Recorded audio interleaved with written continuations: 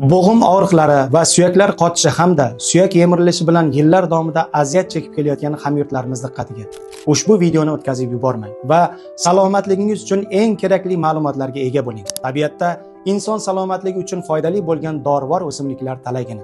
Faqat ularning qaysi biri nimaga davo bo'lishini biz yaxshi bilmaymiz. Keling, ularning ayrimlari haqida qisqacha aytib o'taman. 10 mg lopuq ildizi, 10 mg adovanchik ildizi, 10 mg sabelnik ildizi, 10 mg rayhon mevalari, 5 mg at kashtani va yana 5 mg lipa guli.